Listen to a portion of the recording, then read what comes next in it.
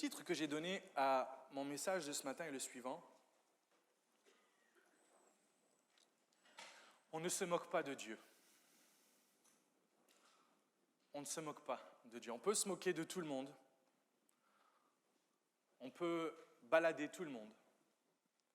On peut faire notre cinéma devant tout le monde. Il y en a un qui sait tout, qui voit tout, qui entend tout. Tout ce que tu dis et tout ce que tu ne dis pas.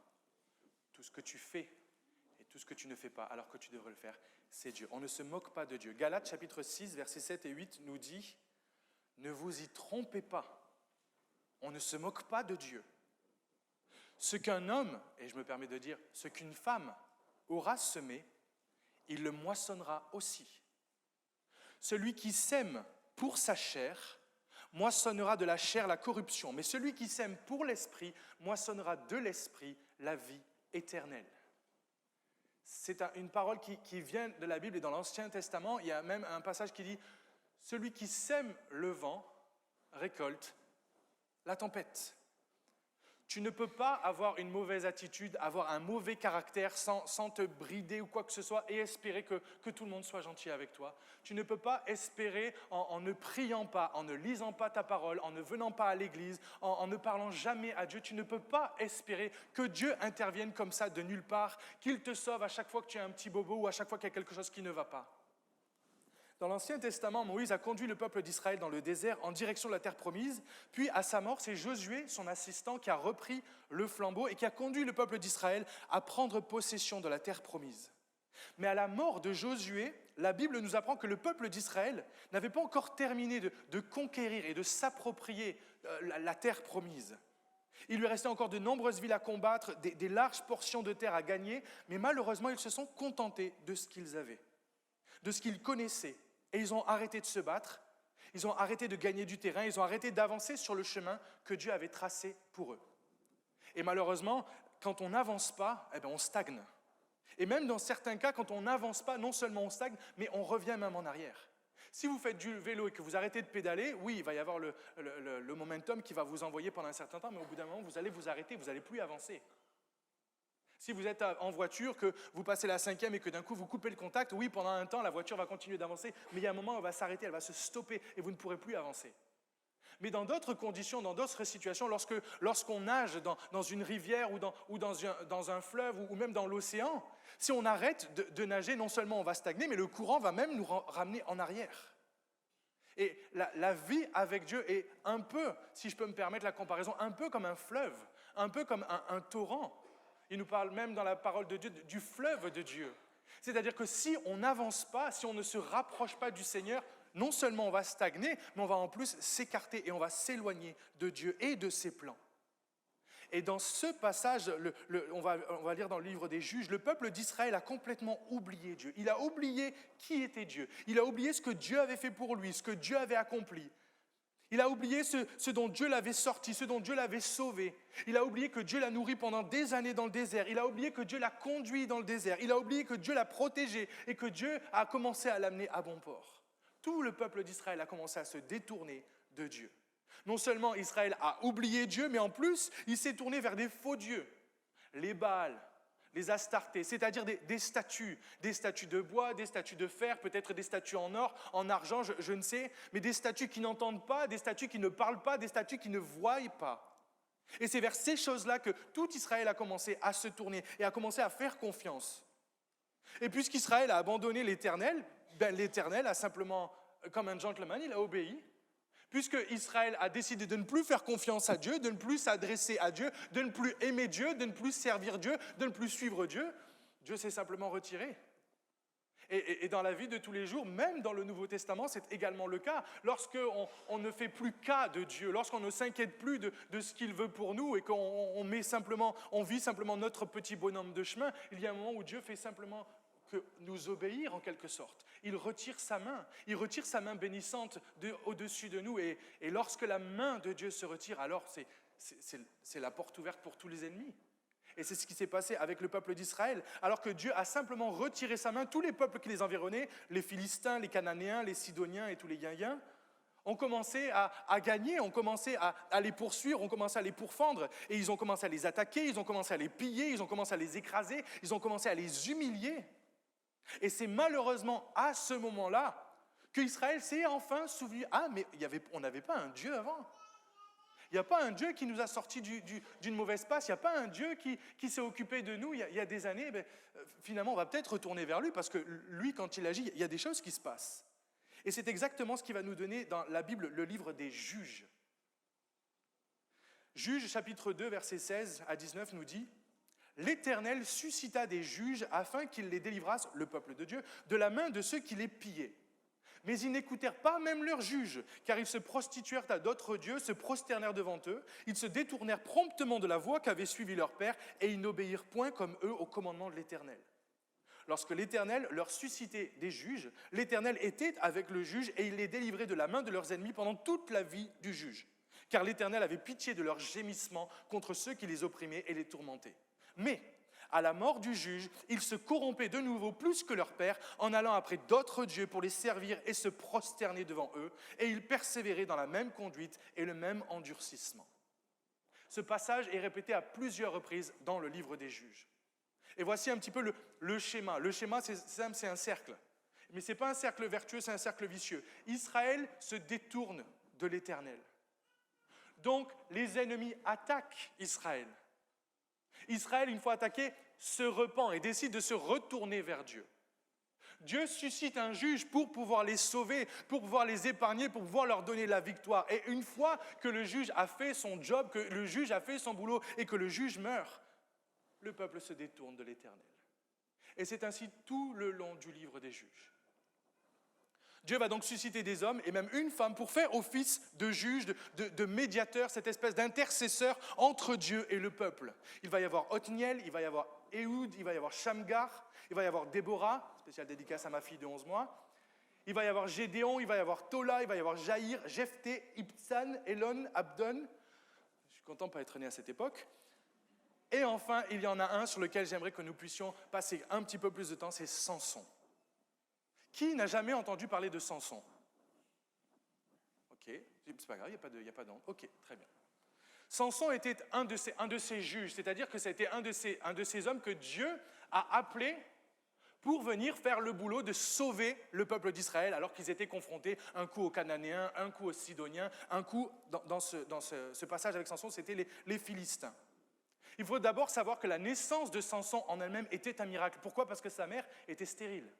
Sa mère ne pouvait pas avoir d'enfant. Et alors que Dieu envoie un ange et qu'il vient visiter la mère de Samson et son père pour leur annoncer qu'ils vont avoir un fils, il va mettre des conditions. Il va leur dire, Dieu va vous donner un fils, mais ce fils, ce ne sera pas n'importe qui.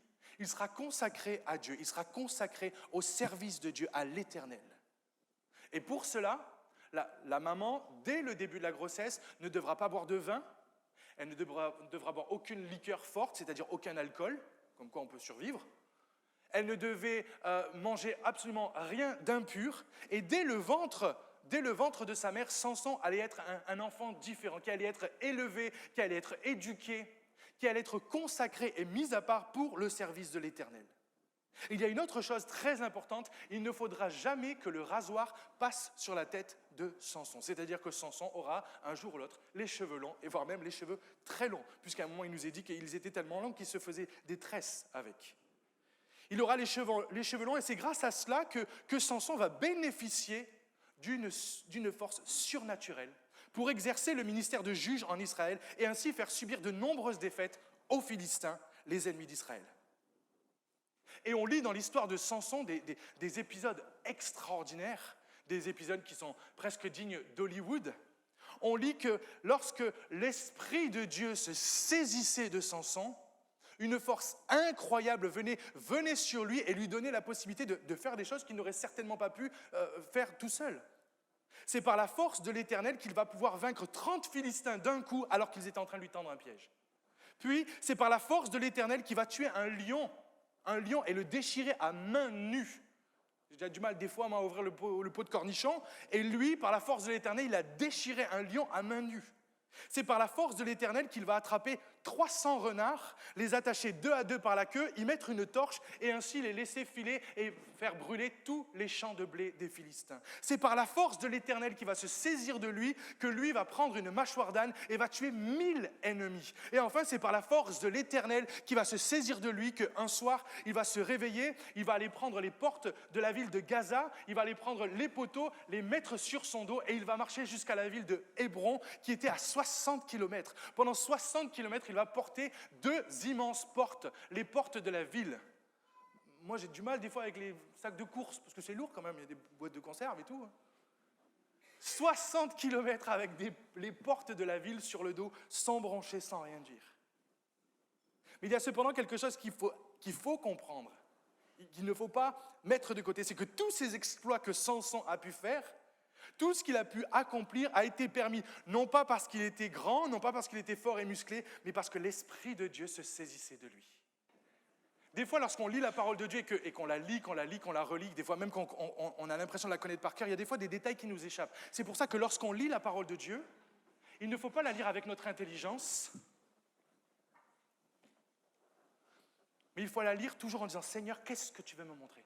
Quel est le détail à côté duquel je suis passé depuis 10 ans, depuis 15 ans, depuis 30 ans, depuis 50 ans? Et c'est comme ça que des fois, par la grâce de Dieu, avec le pasteur Gilbert ou d'autres pasteurs, on apporte des messages et on a parfois la simple grâce de la part du Seigneur de prendre une histoire qu'on connaît, une parabole qu'on connaît depuis super longtemps, mais il y a un détail où on se dit « Oh, mais j'avais jamais vu ça, j'avais jamais fait attention à cela. » Et alors que j'écoutais une prédication sur Samson dans la semaine sans le faire exprès, on a apporté ce point et j'ai commencé à relire l'histoire. Mais effectivement, si à un moment on a posé la question à Samson, mais d'où vient le secret de ta force? C'est parce que ça n'était pas physique, on ne pouvait pas le voir à l'œil nu. La force de Samson résidait dans le fait qu'il avait de longs cheveux, des cheveux qui n'avaient jamais été coupés, c'est-à-dire qu'il n'avait jamais subi de coupure, qui avaient toujours poussé sans interruption. Je vous mets au défi de laisser pousser vos cheveux et de voir si cela vous procure une force quelconque. Moi, je suis hors concours. Moi, je peux laisser pousser tant que je veux. Non, ça ne marchera pas. Mais vous pouvez laisser, messieurs, laissez-vous pousser les cheveux jusqu'au bas du dos, jusqu'aux cuisses, jusqu'au mollet. Physiologiquement, ce n'est pas ça. Ce n'est pas ça qui donne de la force. On est d'accord? Mais il y a quelque chose, il y a une image derrière. Il y a un symbole que j'aimerais mettre en lumière. Je ne pense pas qu'il y avait quoi que ce soit de magique ou de surnaturel dans le fait d'avoir les cheveux longs, sinon je m'en serais greffé depuis longtemps. Mais j'y vois l'image de la consécration. Pourquoi? Parce que d'après les études, les cheveux à peu près normaux poussent d'environ 1 cm par mois. 1 cm par mois. Franchement, ça ne va pas vite. Pour avoir les longs cheveux, mesdames, je ne sais pas si vous avez déjà essayé d'avoir les longs cheveux, ça prend du temps.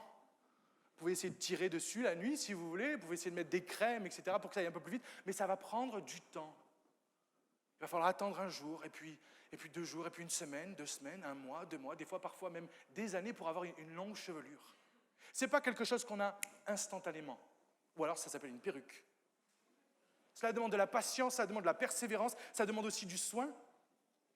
En revanche, pour couper les cheveux, alors là c'est super rapide, il suffit d'une simple paire de ciseaux, même si elle est mal aiguisée, même si elle est rouillée, même un simple couteau ou un objet tranchant peut permettre de couper toute une frange, de couper toute une tresse, de couper toute une mèche. Et il faut recommencer. Une fois qu'on a coupé les cheveux qui sont courts, très courts, trop courts, il faut attendre qu'ils repoussent tout seuls.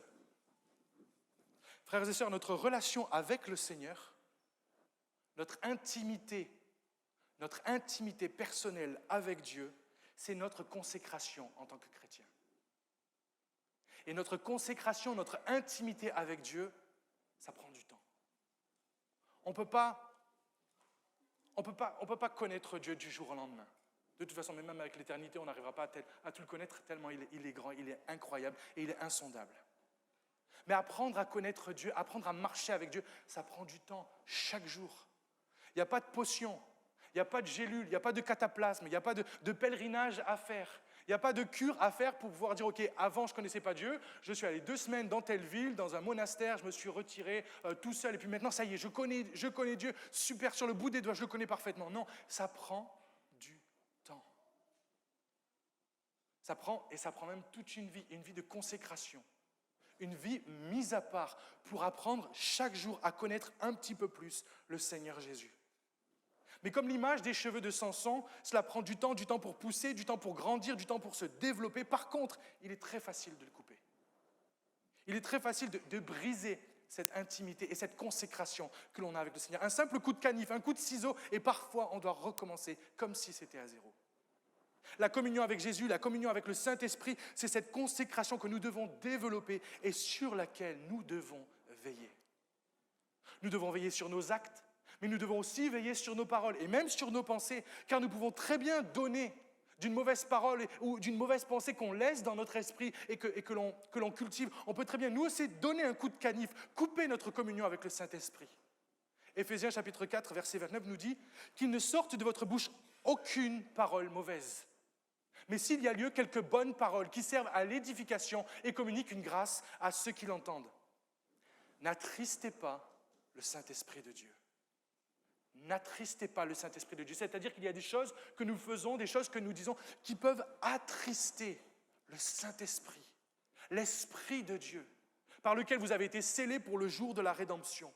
Que toute amertume, toute animosité, toute colère, toute clameur, toute calomnie et toute espèce de méchanceté disparaissent du milieu de vous. Notre attitude, nos actions et même nos propos peuvent faire de la peine au Saint-Esprit. Dans les évangiles, à 3 reprises lors du baptême de Jésus, il nous est dit que le Saint-Esprit, le ciel s'est ouvert et le Saint-Esprit est descendu sur Jésus sous la forme d'une colombe. Et je ne sais pas si vous connaissez les colombes, bon, je ne suis pas colombophile non plus, mais de ce que je sais, c'est que la colombe est un oiseau qui est extrêmement craintif.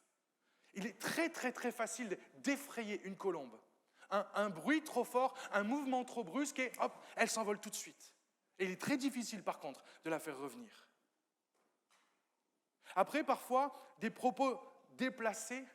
Après, parfois, une plaisanterie peut-être mal placée. Après, parfois, des propos un peu trop durs ou manquant de sagesse.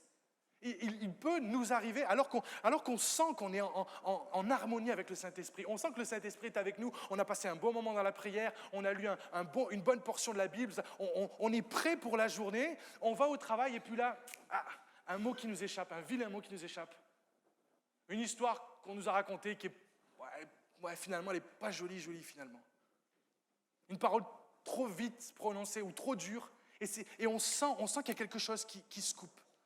On sent comme si le Saint-Esprit, comme cette colombe, s'était envolé parce qu'on lui avait fait de la peine, parce qu'on avait dit quelque chose, on avait fait quelque chose qui l'avait attristé.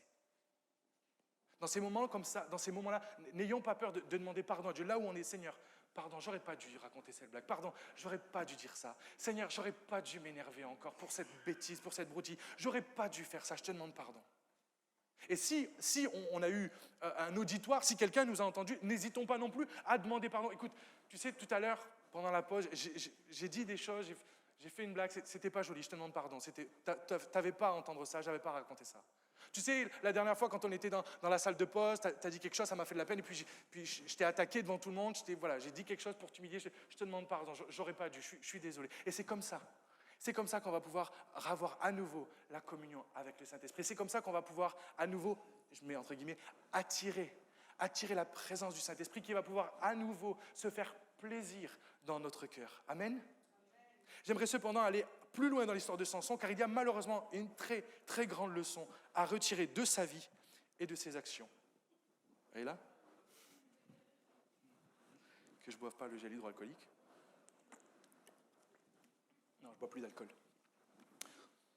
Voyez-vous, Samson avait beau être consacré, il avait beau être saisi par l'Esprit de Dieu et utilisé par Dieu, Samson avait un problème. Samson ne prenait pas Dieu au sérieux. Je me permets de le résumer comme ça. Samson ne prenait pas Dieu et ne prenait pas sa parole au sérieux. Pour Samson, le péché, c'était un jouet. Pour Samson, le péché, c'était un jeu avec lequel il s'amusait, mais surtout un jouet sur lequel il pensait avoir le dessus. Samson pensait maîtriser le péché, mais c'est malheureusement le péché qui a maîtrisé Samson. Samson, il nous est dit, va rencontrer une femme, Delilah, qui est une Philistine, c'est-à-dire une ennemie d'Israël, une ennemie de Dieu. Et elle va devenir l'instrument du diable, de l'ennemi pour venir anéantir tout ce que Dieu avait prévu pour la vie de Samson. Alors qu'elle va être utilisée par les princes des Philistins, elle va venir lui demander d'où lui vient le secret de sa force et comment est-ce qu'il pourrait la perdre. Parce que les princes des Philistins en avaient marre de subir des défaites, ils en avaient marre de se faire humilier par Samson. Ils ont pris Delilah, ils ont dit « Ok, vas-y, va le séduire et demande-lui d'où vient le secret de sa force. Et dès que tu le sauras, tu nous le dis et nous on s'en occupe. » Par 3 fois, Samson va se jouer d'elle.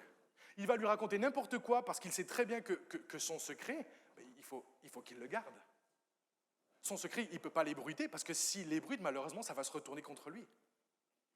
Mais Delilah va tellement jouer sur les sentiments. Elle va tellement réussir à le séduire et même à lui prendre la tête, à le tourmenter à un tel point qu'il n'en peut plus, qu'il va lui révéler le secret de sa force. Juge chapitre 16, verset 16 nous dit « Comme elle était chaque jour à le tourmenter et à l'importuner par ses instances, son âme, l'âme de Samson, s'impatienta à la mort. Il lui ouvrit son cœur et lui dit « Le rasoir n'est point passé sur ma tête, parce que je suis consacré à Dieu dès le ventre de ma mère. Si j'étais rasé, ma force m'abandonnerait, je deviendrais faible et je serais comme tout autre homme. » Delilah, voyant qu'il lui avait ouvert tout son cœur, envoya appeler les princes des Philistins et leur fit dire « Montez cette fois, car il m'a ouvert tout son cœur. » Et les princes des Philistins montèrent vers elle et apportèrent l'argent dans leurs mains. Elle l'endormit sur ses genoux et ayant appelé un homme, elle rasa les 7 tresses de la tête de Samson et commença ainsi à le dompter. Il perdit sa force. Mon frère, ma sœur, ta force face aux épreuves, ta force face à l'adversité, ta force face même à la tentation, elle ne réside pas en toi. Elle réside en Dieu et en son esprit. Ne crois pas que ton expérience, même ton expérience chrétienne, te donne une force quelconque. Ne crois pas que ton statut ou ton service dans l'Église te donne une force quelconque. Ne crois pas que ton intelligence, que ta sagesse ou le nombre de versets que tu connais par cœur te donne la moindre force. Ne crois pas que le nombre de prédications que tu as entendues tout au long de ta vie ou le nombre de cantiques que tu connais sur le bout des doigts te donne une quelconque force. Ce n'est ni ta famille ni ta réputation qui te donne de la force. La force, elle vient et elle réside en Dieu et en son esprit seul. Si on enlève l'esprit de Dieu de ta vie, tu n'es rien. Zacharie 4, verset 6 nous dit « Ce n'est ni par la puissance, ni par la force, mais c'est par mon esprit, dit l'Éternel des armées. » Et cette force surhumaine ne peut être communiquée que si tu es en communion avec Dieu, que si tu es consacré à Dieu dans ta vie de tous les jours. Parce qu'il faut savoir une chose, Satan ne cherche qu'une seule chose, briser ta communion avec Dieu. Delilah avait été envoyé par les Philistins pour découvrir le secret. Qu'est-ce qui fait que cet homme, ce gringalet, cet homme qui apparemment de prime abord n'a pas grand-chose, qu'est-ce qui fait que cet homme fait ces choses aussi extraordinaires? Et mon frère, ma sœur, tu ne le vois peut-être pas, tu peux être un gringalet physiquement, mais pourtant tu as en toi l'Esprit de Dieu, le Saint-Esprit, qui te permet de déplacer des montagnes. Pas parce que tu es le plus grand, pas parce que tu es le plus intelligent, pas parce que tu es le fils d'eux, ou le petit-fils d'eux, ou l'arrière-petit-fils d'eux. Pas parce que tu as un certain montant en compte en banque ou quoi que ce soit, mais simplement parce que Jésus vit en toi. Mais je suis ici pour te demander de ne pas faire comme Samson. Ne joue pas avec le péché. Tu ne peux pas jouer avec le péché. Pourquoi? Parce que le péché, c'est comme Sega, c'est plus fort que toi. Le péché est plus fort que toi. Le péché est plus fort que moi. Peu importe que je sois pasteur, peu importe que j'ai fait de l'école biblique de je ne sais pas qui, peu importe, le péché est plus fort que moi. Ne crois pas que tu es plus fort que la tentation. La tentation est plus forte que toi. Ne crois pas que tu es plus fort que le diable. Le diable est plus fort que toi. Et ne crois pas que tu es plus fort que les démons, parce que les démons sont plus forts que toi. Le diable veut te faire croire que tu es plus fort que lui, que tu peux maîtriser, que tu as la main sur ce qui se passe et sur le péché avec lequel tu es en train de jouer. 1 Jean chapitre 4, verset 3 nous dit « Et tout esprit qui ne confesse pas Jésus n'est pas de Dieu. C'est celui de l'Antéchrist dont vous avez appris la venue et qui maintenant est déjà dans le monde. Vous, petits enfants, vous êtes de Dieu et vous les avez vaincus, parce que celui qui est en vous est plus grand que celui qui est dans le monde. » L'apôtre Jean dit « Vous avez vaincu qui? Vous avez vaincu l'esprit de l'Antéchrist. Vous avez vaincu tout esprit qui ne confesse pas Jésus comme Dieu. » Pourquoi? Parce que vous êtes les meilleurs? Non. Parce que vous venez à l'église tous les dimanches? Non. Parce que vous donnez votre dîme fidèlement? Non. Parce que celui qui vit en vous est plus fort que ton ennemi. Mais la question qu'il faut se poser, c'est est-ce que Jésus vit en toi? Est-ce que Jésus vit vraiment en toi? Parce que si Jésus ne vit pas en toi, tu ne seras jamais vainqueur sur quoi que ce soit. Ni sur la tentation, ni sur le péché, ni sur l'enfer, ni sur quoi que ce soit.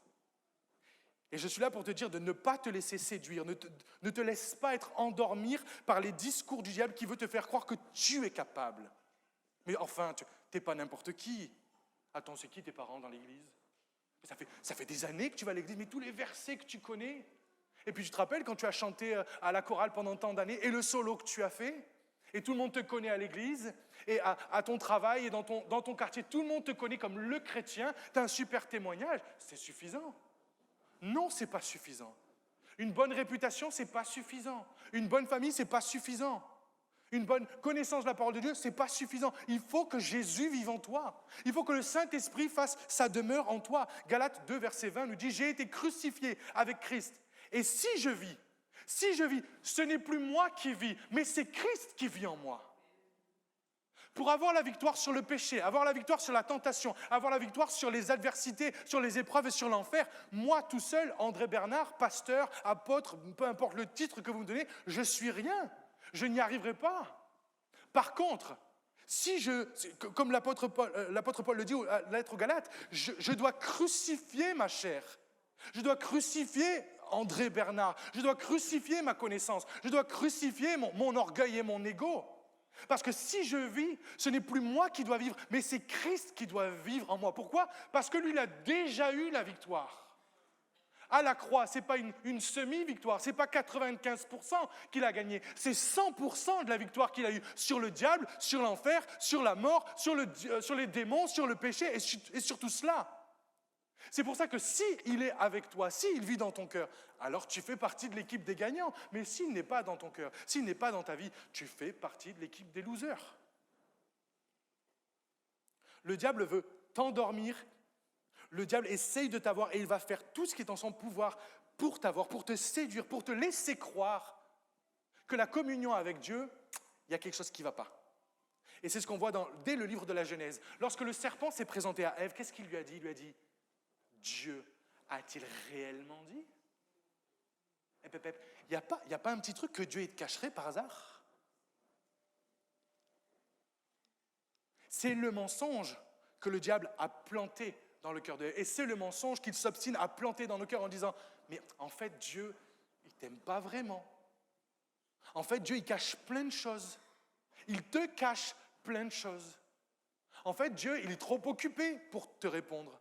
En fait, Dieu, il est trop dégoûté pour te répondre. En fait, Dieu, il est trop écœuré pour te répondre. »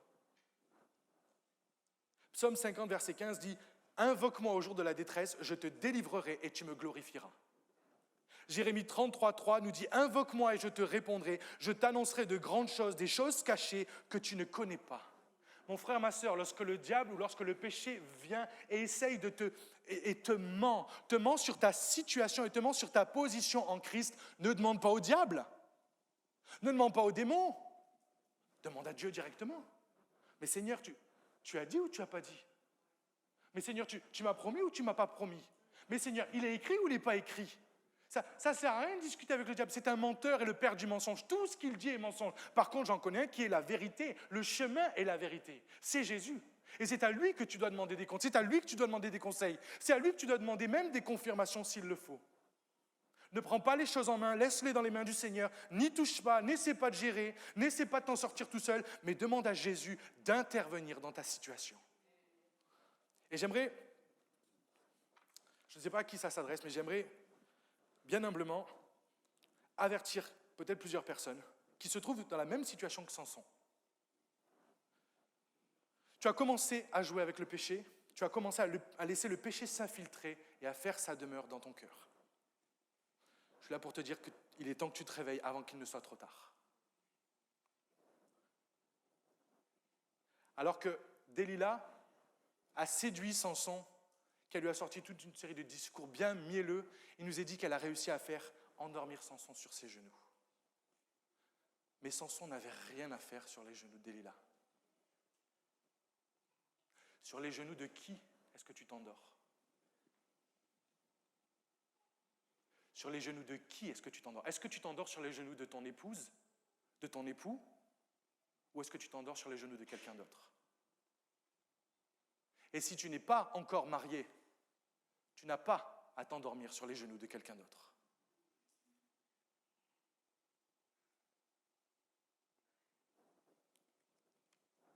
Qu'est-ce que l'ordinateur affiche quand tu t'endors devant le soir ou la nuit pendant que personne ne voit? Qu'est-ce que tu regardes sur ton téléphone ou sur ta tablette avant de t'endormir? Ou même, pas besoin de tout ça, à quoi est-ce que tu penses en t'endormant? Quels sont les films, quels sont les scénarios que tu te fais dans la tête? Quels sont peut-être les souvenirs que tu te repasses dans la tête? Est-ce que Dieu est fier de ça? Est-ce que tu pourrais raconter ce que tu penses et ce que tu médites avant de te coucher à ton époux, à ton épouse? Est-ce que Dieu est d'accord avec ça, avec ce que tu regardes, avec les sites que tu fréquentes, avec les personnes que tu fréquentes? Les fois où tu ne dors pas à la maison, où tu dis que tu es à tel endroit, mais que tu n'y es pas. Ne te moque pas de Dieu. Tu peux te moquer de qui tu veux, de ta femme, de tes enfants, de tes parents, de tes pasteurs, de tous les chrétiens. Tu peux te moquer de qui tu veux, mais tu ne peux pas te moquer de Dieu.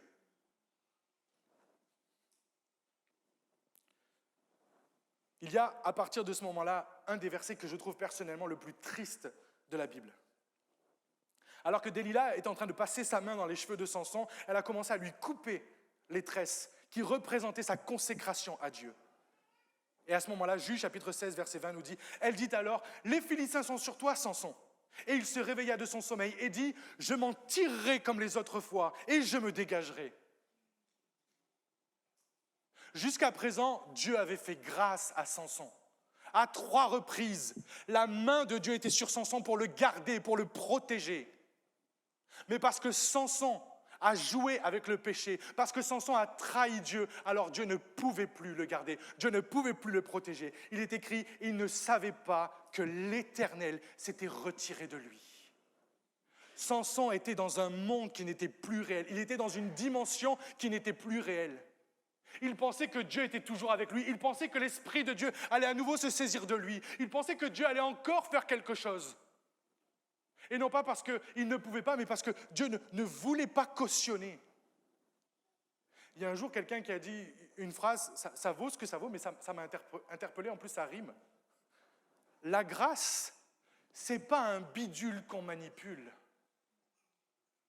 La grâce, ce n'est pas un bidule que l'on manipule. La grâce de Dieu, celle qui te couvre et celle qui te pardonne, ce n'est pas une couverture avec laquelle on peut se balader en disant de toute façon, Dieu me connaît, mais de toute façon, c'est pas grave. Ou pire, mais de toute façon, Dieu ne voit pas. Dieu, il n'entend pas, Dieu, il ne sait pas. Dans Actes chapitre 5, verset 1er, il est écrit « Mais un homme nommé Ananias, avec Saphira, sa femme, vendit une propriété et retint une partie du prix, sa femme le sachant. Puis il apporta le reste et le déposa aux pieds des apôtres. Pierre lui dit « Ananias, pourquoi Satan a-t-il rempli ton cœur, au point que tu mentes au Saint-Esprit et que tu aies retenu une partie du prix du champ? S'il n'eût pas été vendu, ne te restait-il pas? Et après qu'il a été vendu, le prix n'était-il pas à ta disposition? Comment as-tu pu mettre en ton cœur un pareil dessein? Ce n'est pas à des hommes que tu as menti, mais à Dieu. » Ananias entendit ces paroles, tomba et expira. Une grande crainte saisit tous les auditeurs. Et quelques versets plus loin, on apprend que la même chose se passe avec son épouse. Pourquoi? Pas parce qu'ils ont menti aux hommes, on peut tous mentir aux hommes, mais parce qu'ils ont menti à Dieu. Ils ont fait, pour l'histoire, ils ont fait toute une manigance pour faire croire que c'était des bons chrétiens, qu'ils étaient vraiment à fond pour le Seigneur, pour tout ça, mais ils se sont mis d'accord en disant on va garder une partie du prix pour nous, on ne le dit à personne, ils ne le sauront pas, et Dieu non plus, parce que Dieu ne voit pas. Mens aux hommes tout ce que tu veux, mais je t'en supplie, ne mens pas à Dieu. Ne crois pas que Dieu ne sait pas ce que tu fais, ne crois pas qu'il ne te voit pas. Ne crois pas qu'il ne t'entend pas. Et peut-être que jusqu'à présent, Dieu t'a fait grâce, mais je t'en prie, je t'en supplie, arrête de jouer avec la grâce. Arrête de jouer avec la grâce parce que la patience de Dieu a des limites. Et il y a un moment où, pour le renom de Dieu, pour la réputation de Dieu, Dieu va être obligé de retirer sa main.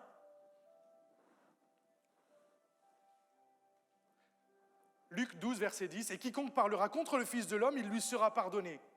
Mais à celui qui blasphémera contre le Saint-Esprit, et il ne sera point pardonné. » Matthieu 12, 31, « C'est pourquoi je vous dis, tout péché et tout blasphème sera pardonné aux hommes, mais le blasphème contre l'Esprit ne sera point pardonné. »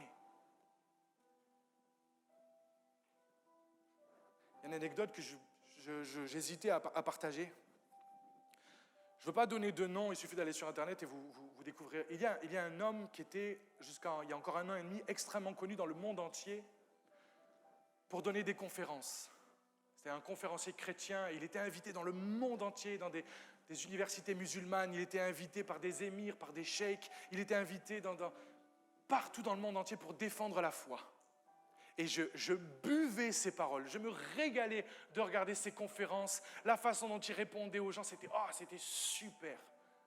J'avais même l'espoir un jour peut-être de le rencontrer alors qu'il passait peut-être à Paris. Et malheureusement, il a été touché par un cancer assez foudroyant. À l'espace de quelques mois, il est mort.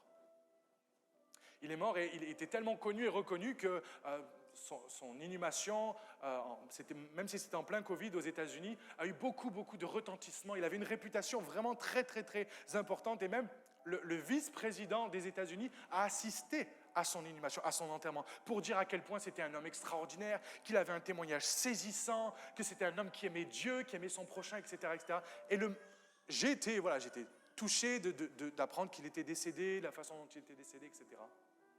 Mais malheureusement, quelques mois plus tard,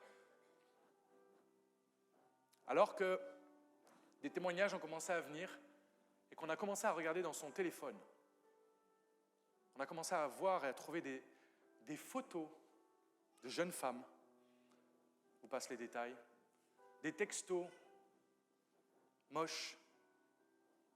Une enquête a été faite par un cabinet d'avocats qui malheureusement, ça a été prouvé, la véracité des faits, c'est disponible.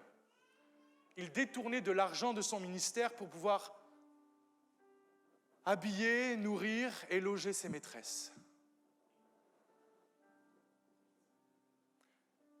Cet homme a trompé tout le monde. Il a trompé le monde entier. Mais il ne peut pas tromper Dieu. Pourquoi est-ce que c'est arrivé après sa mort ? Je n'en sais rien. Mais malheureusement,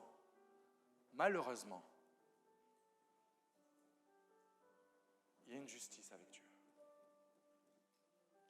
Tu peux te moquer des hommes, mais ne te moque pas de Dieu. Non, je ne veux pas faire peur, mais parce que c'est dangereux de se moquer de Dieu. Tu ne peux pas te moquer de celui qui a tout créé. Tu ne peux pas te ficher de la figure de celui qui t'a créé et qui t'a voulu sur cette terre et qui veut simplement une relation avec toi.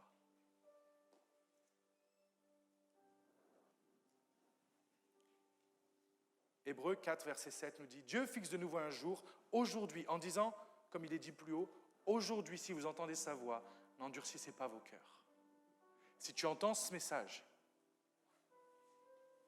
la grâce est encore une fois disponible pour toi. Mais je ne sais pas combien de temps encore Dieu va te faire la grâce. Dans le livre de la Genèse, il y a le passage où Noé a dû construire un immense bateau pour sauver les animaux, mais également toute sa famille. Il nous est dit que pendant plusieurs jours, la porte de l'arche était ouverte de façon à ce que quiconque voulait rentrer aurait pu être sauvé. Mais il y a un jour où Dieu a fermé la porte. Et malheureusement, il n'y a eu que Noé, sa femme et leurs enfants qui ont été sauvés. Mon ami, la porte du ciel, elle est encore ouverte aujourd'hui pour toi. Mais je ne sais pas, et personne sur terre ne sait le jour où la porte se fermera. Ma seule prière, c'est que peu importe le jour où la porte se fermera, que ce soit dans 10 secondes, que ce soit dans 10 ans ou que ce soit dans 10 000 ans, mon seul désir pour toi, c'est que le jour où la porte se fermera, tu sois à l'intérieur et pas à l'extérieur.